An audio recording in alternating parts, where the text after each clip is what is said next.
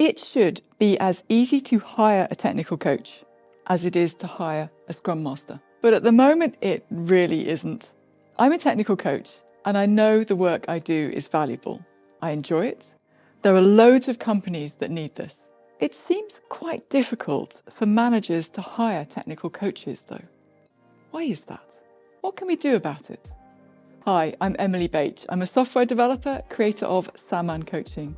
Welcome to my channel. If you like this content, please show your support by subscribing and hitting the like button.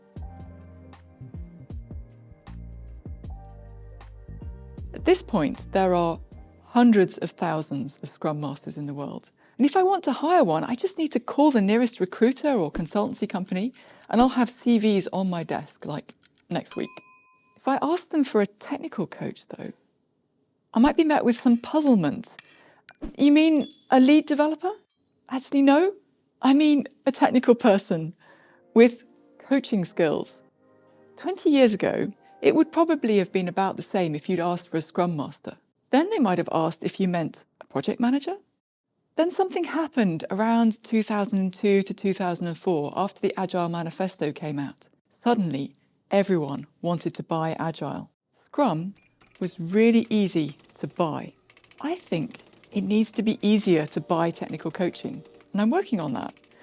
I don't have all the answers, but I've started to put together some frequently asked questions for hiring managers. And this is what I have so far. What problem does a technical coach solve? Technical debt, bad code quality that is slowing you down and preventing agility. Achieving technical excellence. I also have a video called 3 Signs You Need a Technical Coach. What does a technical coach do all day? They do the Salman method, learning hours and ensemble, a mix of training and working with your developers on production code, helping them to build more productive ways of working, write better tests, refactor more safely. I have another video specifically on the Salman method. Not all technical coaches use the Salman method, but that's fine. What is the difference between a technical coach and a technical team lead? Well, usually a technical coach will work with more than one development team and is not responsible for directly delivering features. In practice, there's kind of an overlap between these roles, since both the tech lead and the tech coach have a shared interest in enabling more effective development teams. How much should you pay a technical coach? About as much as an agile coach, a senior developer, or a tech lead in your organization. They have all those skills. And in addition, your technical coach will likely be leading training sessions, skills like test-driven development and refactoring. And this training takes preparation time, so you should expect to pay for that too. How to measure their work? Well, a leading indicator that you'll see changes in quickly is just ask the team that they're coaching. Do they like the coach? Do they think they're helping them to improve the code quality? Is the team morale improving? Retention rate? Onboarding time? Beyond that, though, there are other more lagging indicators. Is the code quality improving? Things like test coverage, static analysis metrics. Overall, you're looking for improvements in development speed, especially once the coach has moved on. How do you find a qualified coach? Well, as ever, look for experience and references.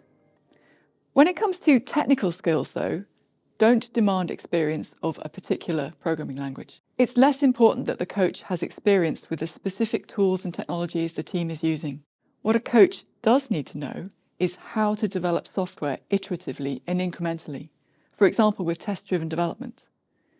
Those kinds of skills are largely independent of programming language. Other than that, they need coaching skills, similar to a Scrum Master. Also, you don't particularly need to look for certification. The Salman Society has good training courses in important aspects, like how to introduce ensemble programming, how to deliver good learning hours, but we don't have certifications. In my opinion, it's not possible to judge the competency of a technical coach during a short online exam. And I just don't think it's relevant. So that's what I have so far. What do you think? If you were a hiring manager, what else would you need to know before taking in a technical coach? Please help me out here. Leave a comment or a suggestion either here on YouTube or on social media. How can we make it as easy to hire a technical coach as it is to hire a Scrum Master?